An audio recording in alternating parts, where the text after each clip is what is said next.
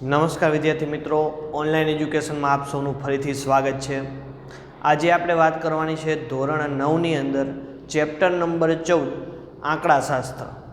તો કે આંકડાશાસ્ત્ર નામમાં જ આપણને આઈડિયા આવી જાય કે આંકડાશાસ્ત્ર, આંકડાઓનું શાસ્ત્ર। તો અહીંયા સૌથી પહેલાં જે આંકડા છે એની આપણને માહિતી મળે છે। તો સૌથી પહેલાં અહીંયા આવે છે શબ્દ છે માહિતી।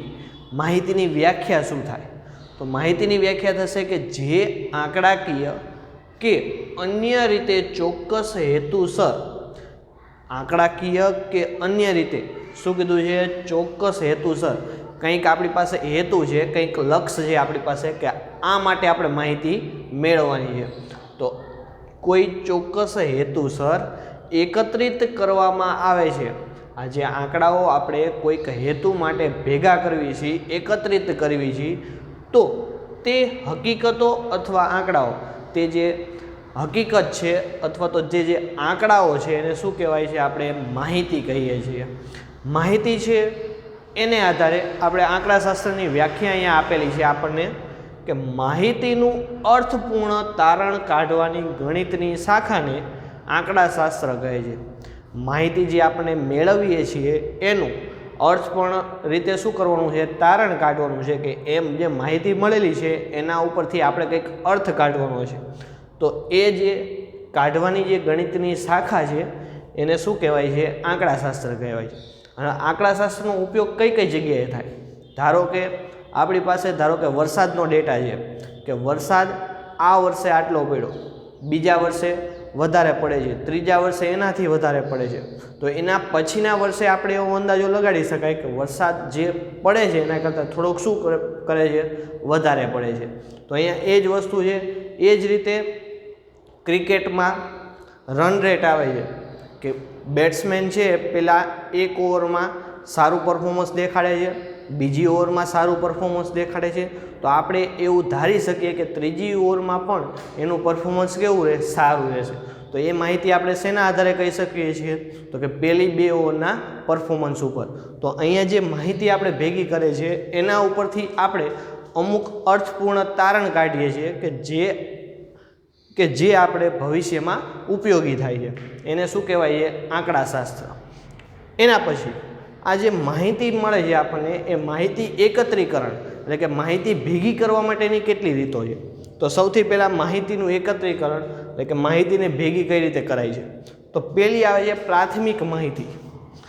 માહિતીના 2 પ્રકાર છે, પ્રાથમિક માહિતી અને ગૌણ માહિતી। સૌથી પહેલાં છે પ્રાથમિક માહિતી। પ્રાથમિક માહિતી કોને કહેવાય? તો કે જ્યારે તપાસ કરતા, જે વ્યક્તિ તપાસ કરે છે તે, જ્યારે તપાસ કરતાએ કોઈ ચોક્કસ હેતુ ધ્યાનમાં રાખીને, કોઈ ચોક્કસ હેતુ કે મારે વરસાદની આગાહીનું માપ લેવું છે, તો વરસાદ કેટલો પડે છે તો એ વરસાદને ધ્યાનમાં રાખીને, એટલે એ કોઈ ચોક્કસ હેતુ થયો તમારો। ક્રિકેટને ધ્યાનમાં રાખીને ક્રિકેટના બેટ્સમેનની વાત કરતા હોય તો બેટ્સમેન ધારો કે વિરાટ કોહલી છે તો એને ધ્યાનમાં રાખીને, તો એમ ધ્યાનમાં રાખીને તેણે જાતે માહિતી મેળવી, પોતે જાતે માહિતી મેળવી। ધારો કે એક ઉદાહરણ લઈએ, અહીંયા જો ઉદાહરણ આપેલું છે તમને કે આપણા વર્ગમાં રહેલા વિદ્યાર્થીઓની સંખ્યા। હવે આપણા ક્લાસમાં જે વિદ્યાર્થીઓ છે એમાંથી કોઈ પણ એક વિદ્યાર્થીને હું એમ કહું કે આપણા ક્લાસમાં કેટલી સંખ્યાઓ છે ગણો, તો એ પોતે ઊભો થઈને બધી સંખ્યા ગણી શકશે? તો એ પોતે જાતે માહિતી ભેગી કરે છે, તો એને શું કહેવાશે? પ્રાથમિક માહિતી। જ્યારે તપાસ કરતાં પોતે જાતે માહિતી મેળવે છે તે માહિતીને શું કહેવાય છે? પ્રાથમિક માહિતી। બીજું ઉદાહરણ આપવી કે આપણી શાળાના મેદાનમાં રહેલા વૃક્ષોની સંખ્યા। હવે આપણે કોઈ પણ વિદ્યાર્થીને કહેશું કે આપણા મેદાનમાં કેટલા વૃક્ષો છે, તો એ પોતે જઈને ત્યાં ગણી શકશે અને આપણને કહેશે કે 10 કે 12 વૃક્ષો છે આપણી શાળામાં, તો એ અહીંયા આપણને પરફેક્ટ આંકડો મળશે। તો એ શું થશે? પોતે જાતે માહિતી ભેગી કરે છે, તો એને શું કહેવાશે? પ્રાથમિક માહિતી। પ્રાથમિક માહિતી શું? કે તપાસ કરતાં પોતે જાતે માહિતી ભેગી કરે તો એ માહિતીને શું કહેવાય? પ્રાથમિક માહિતી। ગૌણ માહિતી, અંદાજો આવી જ જાય આમાં કે ગૌણ માહિતી કોને કહેવાય? તો કે પહેલાંથી એકત્રિત થયેલી માહિતી, પહેલાંથી કોકે એકત્રિત કરેલી હોય, પહેલાંથી કોકે માહિતી મેળવી લીધી હોય, એમાંથી માહિતીના સ્ત્રોતમાંથી મેળવેલ માહિતીને ગૌણ માહિતી કહે છે. કોઈક બીજાએ માહિતી ભેગી કરી લીધી છે, એમાંથી તમે માહિતી મેળવો છો તો એને શું કહેવાય? ગૌણ માહિતી કહેવાય. ઉદાહરણ તરીકે ટેલિવિઝન અથવા વર્તમાનપત્રો દ્વારા મેળવેલા ચૂંટણીના પરિણામો. ચૂંટણીના પરિણામ કોણ મેળવે છે? તો કે ટેલિવિઝનવાળા, જે ટીવીવાળા છે, અથવા વર્તમાનપત્ર એટલે કે સમાચાર પત્રો. તો કે સમાચાર પત્રોમાં જે આંકડાઓ આવે છે એ માહિતી આપણે ભેગી કરવા જતા નથી, પણ એ કોણ કરે છે? તો કે ટેલિવિઝન અથવા તો સમાચારવાળા કરે છે, ન્યૂઝવાળા કરે છે. તો એ માહિતી એ ભેગી કરે છે, અને એ જે આંકડા આવે છે છાપામાં, એમાંથી આપણે જોઈને આપણે અંદાજો લગાડી શકીએ કે આ પાર્ટી જીતી છે. તો એ માહિતી શું થઈ? ચૂંટણીના પરિણામો તમારી ગૌણ માહિતી થઈ. માહિતી ભેગી બીજા કરે છે અને ઉપયોગ પણ એનો કોણ કરે છે? બીજા કરે છે. તો એ માહિતી શું થશે? તમારી ગૌણ માહિતી. એના પછી આવે છે વિસ્તાર. વિસ્તાર કોને કહેવાય? તો કે માહિતીના મહત્તમ અને ન્યૂનતમ મૂલ્યોના તફાવતને માહિતીનો વિસ્તાર કહે છે. જે માહિતી, જે આંકડાઓ છે આપણી પાસે, એમાંથી મહત્તમ, મોટામાં મોટો આંકડો, અને ન્યૂનતમ એટલે કે નાનામાં નાનો આંકડો, એ માહિતીનો વિસ્તાર નક્કી કરે છે કે માહિતી અહીંયાથી અહીંયા સુધીની છે. ધારો કે માહિતીમાં નાનામાં નાનો આંકડો 20 છે અને મોટામાં મોટો આંકડો 50 છે. તો મહત્તમ 50માંથી ન્યૂનતમ 20 શું કરવી? બાદ કરવી. તો 50માંથી 20 બાદ કરીએ તો કેટલા મળે? 30. તો માહિતીનો વિસ્તાર કેટલો થશે? 30 થશે. ઉદાહરણમાં સમજવી આપણે. અહીંયા સૌથી પહેલાં ઉદાહરણ આપેલું છે. ઉદાહરણ 1 કે ગણિતની એક કસોટીમાં 10 વિદ્યાર્થીઓએ મેળવેલા ગુણ નીચે પ્રમાણે આપેલા છે. ગણિતની જે કસોટી છે એમાં 10 વિદ્યાર્થીઓએ અમુક ગુણ મેળવ્યા છે, જે તમને નીચે પ્રમાણે આપેલા છે. ગુણ કયા છે? તો કે 55, 36, 95, 73, 60, 42, 25, 78, 75 ને 62. તો આ જે ગુણ મળેલા છે એમાંથી મહત્તમ કયું, ન્યૂનતમ કયું, એ આપણે મેળવવું છે. તો એના માટે સૌથી પહેલાં આ જે સંખ્યાઓ આપેલી છે એને પહેલાં ચડતા કે ઉતરતા ક્રમમાં આપણે ગોઠવીએ. તો અહીંયા લખવી કે આપેલ માહિતીને ચડતા ક્રમમાં ગોઠવીએ. ચલો, ચડતા ક્રમમાં ગોઠવો હોય તો સૌથી પહેલાં નાની સંખ્યા. આમાં સૌથી નાની સંખ્યા કઈ છે આપણી પાસે? 25. તો 25 લખીએ. ચલો, 25 થી તરત મોટી સંખ્યા કઈ આવશે? તો કે 25 પછી આવશે 36. તો અહીંયા લખવી 36. 36 પછી તરત મોટી સંખ્યા કઈ આવે છે? તો કે 42. 42 પછી 55. 55 પછી 60. 60 પછી 62. 62 પછી 73. 73 પછી 75. 75 પછી 78 અને 78 પછી 95. તો આ રીતે આપણને સંખ્યાઓ મળે છે. હવે આ જે સંખ્યાઓ આપણે ચડતા ક્રમમાં ગોઠવી એમાં સૌથી નાની સંખ્યા કઈ છે? 25. અને સૌથી મોટી સંખ્યા 95 છે. તો અહીંયા લખવી કે સૌથી નાની સંખ્યા બરાબર 25 અને સૌથી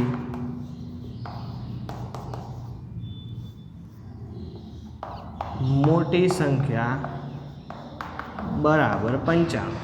અહીંયા જે માહિતી આપણને જે સંખ્યાઓ છે એમાં સૌથી નાની સંખ્યા કઈ છે? 25 છે અને સૌથી મોટી સંખ્યા 95 છે. હવે જે આ માહિતી મળેલી છે એનો આપણે વિસ્તાર ધારો કે શોધવો છે. તો અહીંયા લખવી કે વિસ્તાર બરાબર, વિસ્તાર કોને કહેવાય? તો કે મહત્તમ અને ન્યૂનતમ મૂલ્યોના તફાવતને. મહત્તમ મૂલ્ય એટલે કે મોટામાં મોટું મૂલ્ય કયું છે આપણી પાસે? 95. અને ન્યૂનતમ મૂલ્ય કેટલું છે? 25. આ બંનેના તફાવત એટલે કે શું કરવાની? બાદબાકી. 95માંથી 25 બાદ કરીએ એટલે જવાબ કેટલો મળે આપણને? 70. તો આ જે માહિતી છે એનો વિસ્તાર કેટલો થશે? 70 મળે. ફરીથી આ જે થિયરી આપણે સમજી લઈએ. આ અવારનવાર એક ગુણની અંદર પૂછાતી હોય છે. અથવા તો જે ઉદાહરણ છે એ પૂછાતા હોય છે. ઉદાહરણ આપેલા હોય અને તમને પૂછે કે આ માહિતી પ્રાથમિક છે કે ગૌણ માહિતી તે જણાવો. તો અહીંયા સૌથી પહેલાં માહિતી કોને કહેવાય? તો કે જે આંકડાકીય કે અન્ય રીતે ચોક્કસ હેતુસર એકત્રિત કરવામાં આવે છે તે હકીકતો અથવા આંકડાને શું કહેવાય? માહિતી કહે છે.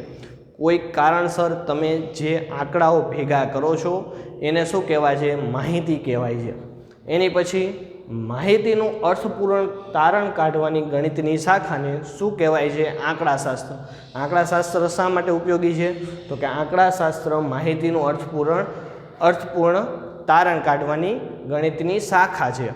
એના પછી આવે છે માહિતીનું એકત્રીકરણ. એટલે કે માહિતીનું એકત્રીકરણ એટલે શું થયું? માહિતી ભેગી કરવાની છે. તો માહિતી ભેગી કરવાની કેટલી રીત? 2 રીત. પહેલી પ્રાથમિક માહિતી અને બીજી ગૌણ માહિતી. પ્રાથમિક માહિતી કોને કહેવાય? તો કે જ્યારે તપાસ કરતા એટલે કે જે વ્યક્તિ તપાસ કરે છે તે કોઈ ચોક્કસ હેતુ ધ્યાનમાં રાખીને કોઈક હેતુ નક્કી કર્યા પછી તેણે જાતે માહિતી મેળવે છે, તે પોતે જાતે માહિતી ભેગી કરે છે, તેને માહિતીને શું કહેવાય? પ્રાથમિક માહિતી કહે છે. પોતે જાતે તપાસ કરતા માહિતી એકત્રિત કરે અથવા માહિતી ભેગી કરે એને શું કહેવાય? પ્રાથમિક માહિતી. ઉદાહરણ તરીકે આપણા વર્ગમાં રહેલા વિદ્યાર્થીઓની સંખ્યા, આપણા ક્લાસમાં જે વિદ્યાર્થીઓની સંખ્યા છે એ તમે જાતે અહીંયા ગણી શકો છો. તો એને શું કહેવાશે? વિદ્યાર્થીઓની સંખ્યા, એટલે કે પ્રાથમિક માહિતી.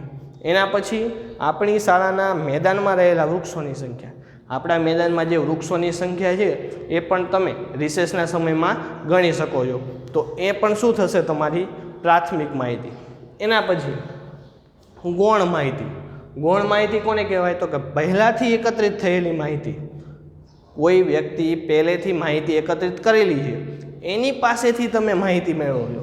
એકત્રિત થયેલી માહિતીના સ્ત્રોતમાંથી મેળવેલી માહિતીને શું કહેવાય? ગૌણ માહિતી.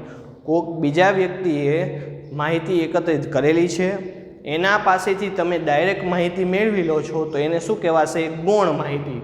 ઉદાહરણ તરીકે ટેલિવિઝન અથવા વર્તમાનપત્રો દ્વારા મેળવેલા ચૂંટણીના પરિણામ. ચૂંટણીના પરિણામ આપણે જાતે મેળવવા જતા નથી. ટેલિવિઝન અથવા તો ટેલિવિઝન એટલે કે ટીવી અથવા વર્તમાનપત્રો એટલે કે સમાચાર પત્રોમાં જે આપણને માહિતી મળે છે કે આ પાર્ટી આટલા મત સાથે વિજેતા છે, તો એ જે ચૂંટણીના પરિણામો છે એ શું છે? ગૌણ માહિતી છે. જે વ્યક્તિ બીજા મેળવે છે અને એના પરથી તમે માહિતી એકત્રિત કરો છો.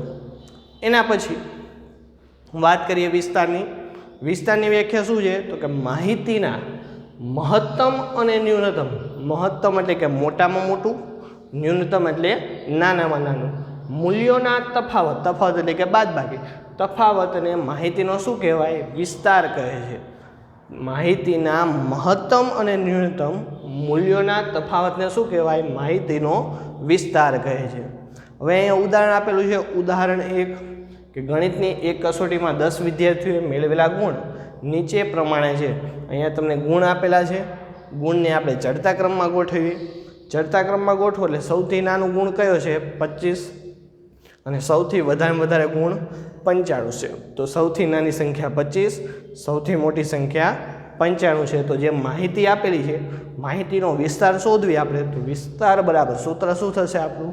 મહત્તમ માઇનસ ન્યૂનતમ. મહત્તમ છે 95 માઇનસ ન્યૂનતમ છે 25. તો 95માંથી 25 બાદ કરીએ તો જવાબ કેટલો મળે આપણને? 70. તો આપેલ જે માહિતી છે એનો વિસ્તાર તમારો થશે 70. તો આ જે વ્યાખ્યાઓ છે એ તમારે પાકી કરવાની છે. ચલો એની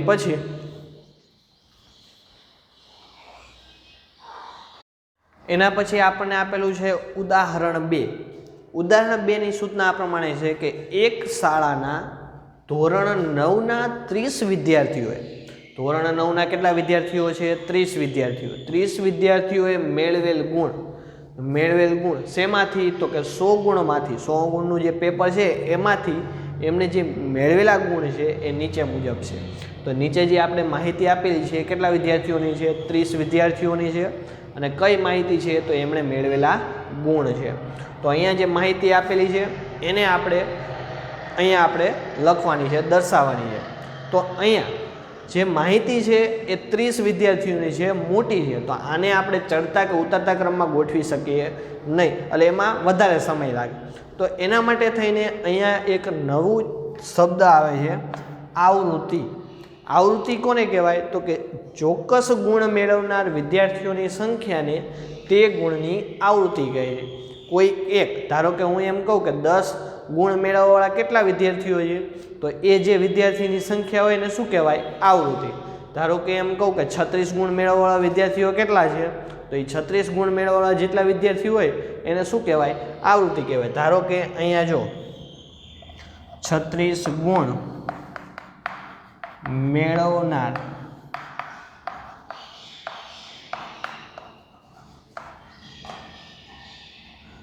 વિદ્યાર્થીઓની સંખ્યા એટલે કે આવૃત્તિ. અહીંયા જો 36 ગુણ કેટલા વિદ્યાર્થીઓ મેળવ્યા છે? 1 2 3 વિદ્યાર્થીઓએ 36 ગુણ મેળવ્યા છે. તો 36 ગુણ મેળવનાર વિદ્યાર્થીઓની આવૃત્તિ કેટલી થાય? 3 થાય. એટલે કે જે વિદ્યાર્થીઓએ 36 ગુણ મેળવ્યા હોય, તો 36 ગુણ કેટલા વિદ્યાર્થીઓએ મેળવ્યા છે? 3 વિદ્યાર્થીઓએ. તો 36 ગુણ છે એની આવૃત્તિ શું થશે? 3 આવૃત્તિ.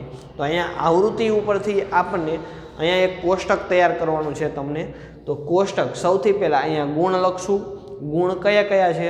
તો અહીંયા જે સંખ્યાઓ તમને આપેલી છે એ સંખ્યાઓ આપણે લખેલી છે. પહેલાં 10 છે તો 10 લખી જાય, પછી 20, પછી 36, પછી 40, 50, 56, 60, 70, 72, 80, 88, 92 અને 95.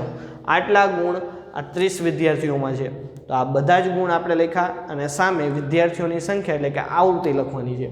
સૌથી પહેલાં 10 ગુણ છે, તો 10 ગુણવાળા વિદ્યાર્થી કેટલા છે? તો કે 1. બીજે ક્યાંય 10 છે? તો કે નથી. તો 10 ગુણવાળા વિદ્યાર્થીઓની સંખ્યા 1. ચલો એની પછી 20 ગુણ. 20 ગુણવાળા વિદ્યાર્થીઓની નીચે લીટી કરવી આપણે 1. બીજે ક્યાંય 20 નથી. તો 20 ગુણવાળા કેટલા થશે? 1. એની પછી 36. તો 36 વાળા કેટલા છે? 1 2 અને 3. તો અહીંયા 36 ગુણવાળા વિદ્યાર્થીઓની સંખ્યા થશે 3. તો અહીંયા આપણે 3 લખીએ. એના પછી છે 40.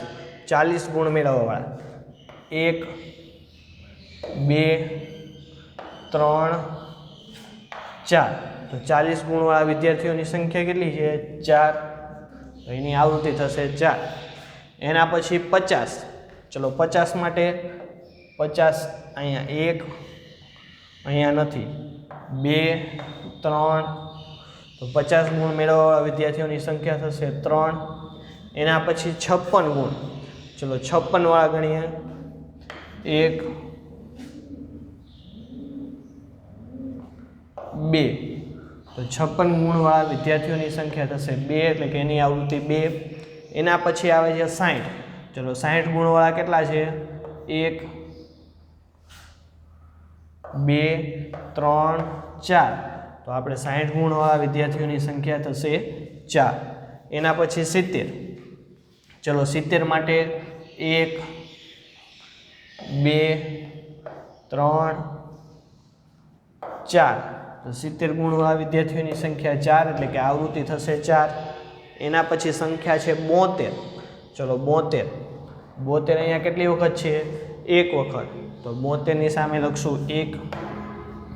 એના પછી છે 80. ચલો 80. અહીંયા 1, બીજે ક્યાંય 80 નથી એટલે 80 સામે આવશે 1. એના પછી 88. ચલો 88 અહીંયા કેટલા છે? 1 અને 2. તો 88 2 છે તો અહીંયા આપણે 2 કરીશું. એના પછી છે 92. ચલો 92 કેટલા છે? તો કે 1 2 3. તો અહીંયા 3 સંખ્યા થશે 92માં. અને છેલ્લે 95. તો 95 કેટલા છે? અહીંયા 1. તો અહીંયા કરીશું 1. અહીંયા સાથે સાથે તમારે અંડરલાઇન કરવાની છે કે જેથી કરીને કોઈ પણ સંખ્યા, એક સંખ્યા બાકી રહી જાય નહીં, અથવા તો સંખ્યા આપણને પૂરેપૂરી આઈડિયા આવી જાય કે બધી સંખ્યાઓ આવી જાય છે. હવે તમને બીજું અહીંયા જે આ આવૃત્તિ છે એનો સરવાળો કરો તો આ બધી સંખ્યાનો સરવાળો એ કુલ સંખ્યા 30 જેટલો થવો જોઈએ. ચલો ચેક કરી લઈએ આપણે. 1 ને 1 2, 2 ને 3 5, 5 ને 4 9, 9 ને 3 12, 12 ને 2 14, 14 ને 4 18, 18 ને 4 22, 22 ને 1 23, 23 ને 1 24, 24 ને 2 26, 26 ને 3 29, 29 ને 1 30. તો કુલ સંખ્યા આપણને 30 મળવી જોઈએ. જો તમારી અહીંયા અંકોમાં ભૂલ હોય તો અહીંયા તમને કુલ સંખ્યા 30 મળે નહીં. અહીંયા જો રકમમાં તમને કીધું છે કુલ વિદ્યાર્થીઓની સંખ્યા કેટલી છે 30, તો અહીંયા તમને કુલ વિદ્યાર્થીઓની સંખ્યા 30 મળવી જોઈએ. હવે જે આ માહિતી આપેલી છે એ અવર્ગીકૃત માહિતી છે, એટલા માટે આ જે તમે આવૃત્તિનું જે કોષ્ટક બનાવેલું છે એને કહેવાશે કે અવર્ગીકૃત માહિતીનું આવૃત્તિ વિતરણ કોષ્ટક.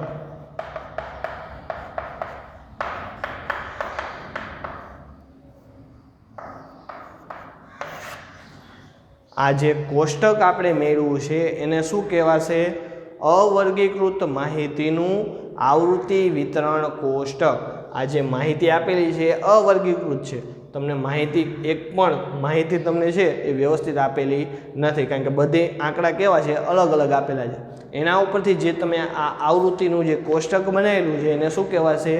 અવર્ગીકૃત માહિતીનું આવૃત્તિ વિતરણ કોષ્ટક. આ વાત થઈ ગઈ તમારી ઉદાહરણ 2ની. ફરીથી સમજી લઈએ. અહીંયા તમને રકમની અંદર 30 વિદ્યાર્થીઓના ગુણ આપેલા હતા. આ 30 વિદ્યાર્થીઓના ગુણ છે એને આપણે દર્શાવવા છે, તો એને દર્શાવવા માટે શું કરીશું? તો કે નવો શબ્દ આવે છે આવૃત્તિ. કારણ કે આ સંખ્યાઓ ઘણી વધારે છે અને તમે ચડતા કે ઉતરતા ક્રમમાં ગોઠવી શકાય નહીં, અથવા તો ગોઠવી શકાય પણ એમાં સમય કેવો લાગે? વધારે લાગે. તો અહીંયા આવૃત્તિ કોને કહેવાય? કે કોઈ ચોક્કસ ગુણ મેળવનાર વિદ્યાર્થીઓની સંખ્યા. ધારો કે ઉદાહરણ આપીએ આપણે કે 36 ગુણ મેળવનાર વિદ્યાર્થી, તો 36 કેટલી વખત છે? તો કે 1 2 3 3 વખત 36 છે. તો અહીંયા 36 ગુણ મેળવનાર વિદ્યાર્થીઓની સંખ્યા કેટલી થશે? એટલે કે આવૃત્તિ કેટલી થાય? 3 થાય. આ જ રીતે આવૃત્તિ આપણે અહીંયા જે ગુણ આપેલા છે એની આવૃત્તિ લખવાની છે. 10 ગુણ મેળવવાવાળા 1 જણા, 20 ગુણ મેળવવાવાળા 1, 36 ગુણ મેળવવાવાળા 3 વિદ્યાર્થી, 40 ગુણ મેળવવાવાળા 4 વિદ્યાર્થી, 50 ગુણ મેળવવાવાળા 3 વિદ્યાર્થી.